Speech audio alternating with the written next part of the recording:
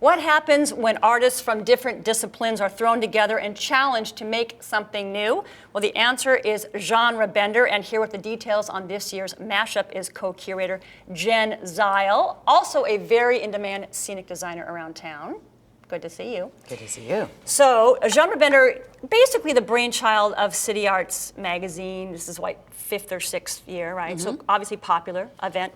So break it down for us. What is genre bender?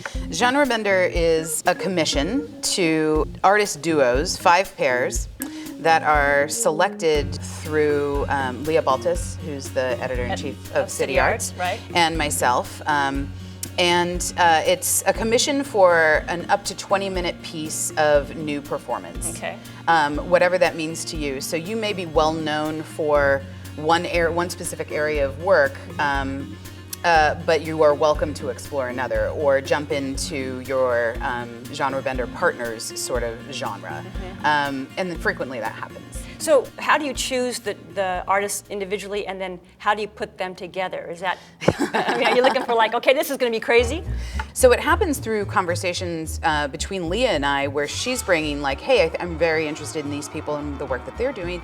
And I already have my list of people that I would love to see more from, or I think are at a point where they're codified in their practice enough that they can go into a room with somebody else who is just as strong and come out with something completely new. And I get really, really lucky because the basic premise for me, and this isn't like, you know, one of the governing principles, but is that the two artists not only are largely unaware of the other's practice, but that they're not familiar with the other's work. That's normally the case? Yes. Oh, that's interesting. And we've managed, so I've been curating this for 4 years, and we've managed for the past 4 years to introduce artists like Stephen Miller, the photographer, and Sarah Rudnoff, the performer, who are doing incredibly similar work in their own medium, and just don't know each other, right? Which is kind of crazy. I mean, everybody has probably 10 friends in common, but they've never actually stepped into the other's world.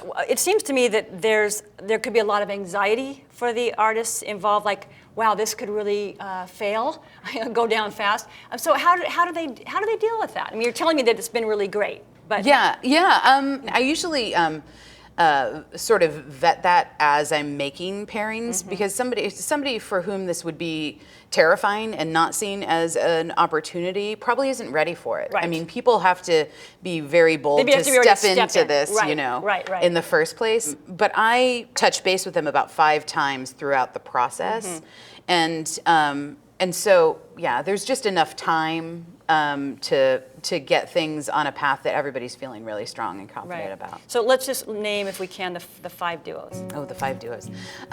We have No Touching Ground, who's a public artist. Molly Sides from Thunder Pussy.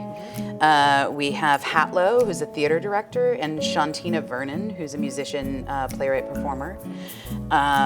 We have DK Pan, who is everything, and Yidam Sek, who is a Sanglinese rapper. Tracy Rector and Ben Hunter. Tracy is a filmmaker, Longhouse Productions is her, and Ben Hunter is a community builder, mostly in Hillman City, and a musician, great musician. And one more. Danny Terrell, and who is the Vogue master of Seattle, and a great teacher, and Mary Ann Carter, who is the merch and glitter queen. The two of them are going to put glitter all over us. Oh. Maybe literally. Oh, maybe literally. I feel texts every day that are like, is nudity okay? And I'm like, nudity is mandatory. Snakes and nudity is snakes and nudity and glitter. And glitter. That's what else can you have? What else can you want? You know? Oh my gosh, the list. Now, okay, one question I have about the kind of the fundamental intent of genre bender, is it just to like a sandbox, let's have these people come together and something happens and then it's over? Or do you have kind of a longer view, or is there a, philosophically, is there something about this that pays off down the road? Philosophically, I think this makes the fabric of our art culture in Seattle stronger. I watch these relationships deepen year after year. There's a little bit of a class mentality, and by class I mean it's like the class of 2017 Right, they're or all whatever. kind of like, yeah, we graduated together. And yeah. And they continue to make work. I mean, thinking of Jodie Keener and Kira McDonald, who did the bunny piece last year. Jodie with her character Shardana Sinatra. Well, Kira is a clowning instructor, you know what I mean, and professional clown, and the two of them just like have been coaching each other's, you know, solo performance and stuff, like moving forward. So I think it makes that a lot stronger, letting these pairings sort of deepen organically, and they have. Yeah. Yeah.